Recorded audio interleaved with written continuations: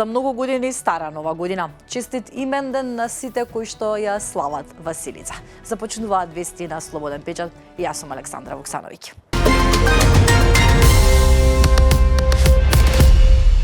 Ситуацијата во Иран се влошува. Повеќе од 2400 демонстранти се убиени, а над 18 лица се уапсени откако иранските власти минатиот месец започнаа брутално задушување на протестите, покажуваат податоци на Американската организација за човекови права.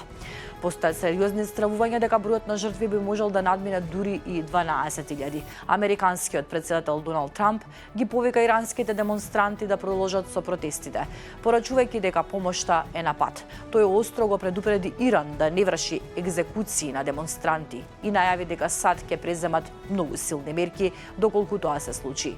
Од Американскиот Стейт Департмент изразија сериозна загриженост дека еден од приведените демонстранти би можел да биде погубен уште денес.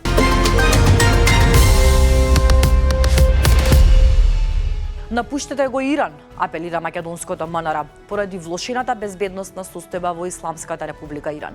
Министерството за надворешни работи на Македонија апелира до македонските граѓани кои се наоѓаат на територијата на оваа држава, истата да ја напуштат во прва можна и безбедна прилика. Истовремено се апелира да се одложат сите патувања кон Иран кои не се неопходни. Министерството за надворешни работи ги има ставено на располагање сите своји капацитети за асистенција на државјаните на Македонија преку 24-часовниот SOS дежурен телефон.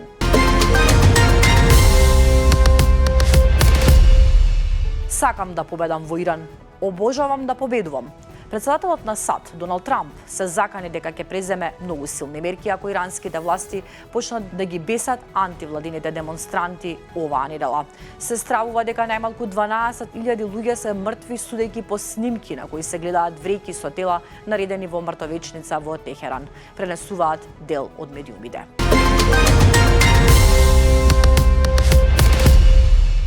Продолжуваме со домашни теми. На иницијатива на премиерот и лидер на ВМРО ДПМН Христијан Мицкоски, денеска во клубот на пратеници треба да се одржи лидерска средба на председателите на парламентарните партии со пратенички групи во собранието. Како што е најавено, на средбата ќе се разговара за реформските закони од правосудството, изборот на народен правобранител, измените на изборниот законник, укинување на техничката влада, како и за други прашања предложени од учесниците. Потврда за учество има од лидерите на левица и ДУИ Димитар Апасиев и Али Ахмети, како и од коалицијските партнери во владата, председателот на ЗНАМ и градоначалник на Куманово Максим Димитриевски и од представникот на коалицијата Вреди, градоначалникот на Тетово Билјал Касами. Само председателот на СДСМ Венко Филипче го одби повикот за лидерската средба, оценувајќи дека таа е насочена кон укинување на техничката влада и дека премиерот бара алиби за евентуални предвремени избори.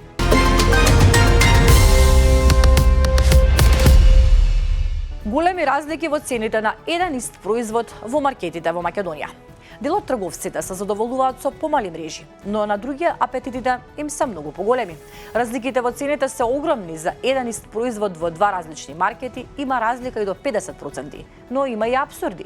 Ако прошетате по маркетите и направите анализа на цените на одредени производи, кој е на акција во еден маркет, може да видите дека тој е поскап од редовната цена во друга продавница. Слободен печат направи споредба на неколку производи каде што разликите во цени се најголеми. Резултатите се зачудувачки, а разликите во цени преднадминуваат и 50%.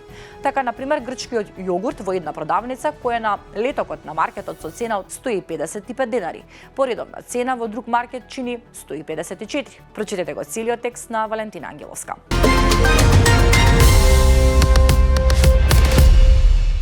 Денеска е Василица.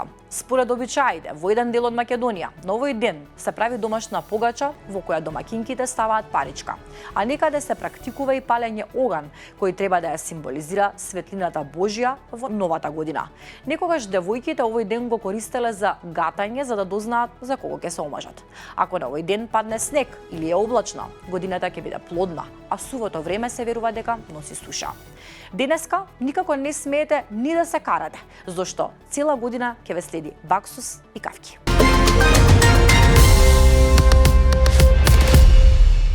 Со традиционалното василичарско оро и палење на маските во центарот на Вевчани, денеска попладне ќе заврши годинашното издание на Вевчанскиот карневал. Палењето на маските символизира бркање на злото, а вевчанци веруваат дека прочистени ќе дочекаат новата година според јулијанскиот календар. Претходно, зетот, невестата, ѓаволите и глупавите августи, заедно со останатите маскирани, ќе ги посетат семејствата чии членови го носат името посветено на Свети Василий. Во фокусот и на годинашното карневалско издание беа актуелните состојби во земјата и светот. Мигрантските кампови во земјава, политичката состојба во државата, инвестициите во Дубај, запирањето на нафта и пари од САД за Куба. Креативните вевчанци на сатиричен начин ја представија виртуелната министерка во албанската влада, а не ги заборавија ниту председателите на Русија, Владимир Путин, и на САД, Доналд Трамп. Големо внимание привлече групната маска во кампањата за локалните избори на кумановскиот градоначалник Максим Димитриевски.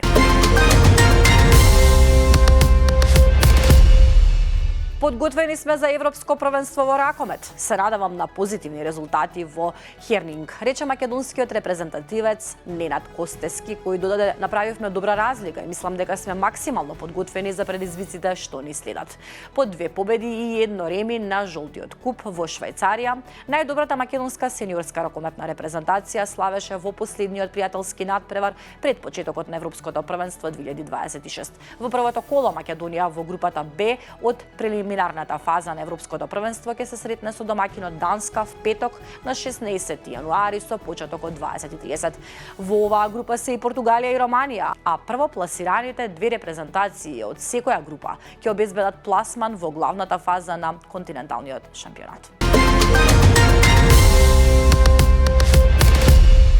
Привремената влада на Венецуела почна со ослободување на американски затвореници, изјави вчера портпаролот на американскиот Стейт Департмент, поздравувајќи го развојот на настаните како чекор во вистинска насока.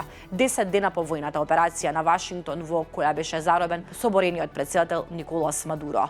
Најмалку 5 американци беа уапсени во Венецуела во последните месеци. Владата на Мадуро има долга историја на притворање на американци за вршење политички притисок врз владата на САД. Најмалку 22 лица загинаа, а десетици се повредени кога кран се сруши и предизвика железничка несреќа во Северен Тајланд, соопштија локалните власти. Несреќата се случила околу 9 часот по локално време, кога кран на градилиште за брза железничка линија се урна и падна врз патнички воз. Снимките објавени од медиумите во Азиското кралство покажаа спасувачи како брзаат кон превртен воз кој лежи настрана, а од остатоците се кревачат. Несреќите во индустријските градилишта и во транспортот се релативно чести во Тајланд. Шефот на НАТО го демантира Трамп. Генералниот секретар на НАТО Марк Руте изјави дека во моментов нема руски или кинески бродови во водите околу Гренланд, но предупреди дека ова може да се промени без претходна најава. Изјавата следеше потврдење на американскиот претседател Доналд Трамп, кој им рече на новинарите дека руски и кинески бродови наводно се околу Гренланд и дека Данска не е во можност да ја обезбеди безбедноста на територијата. А сега една поинаква вест за Трамп. За време на обиколката на фабриката на Форд во Мичиген, американскиот претседател Доналд Трамп се налути на едно лице во толпата. Видеото го прикажува Трамп додека шета низ производствениот погон, како му покажува среден прст на некој што му довикува. Белата куќа соопшти дека тоа било соодветен одговор.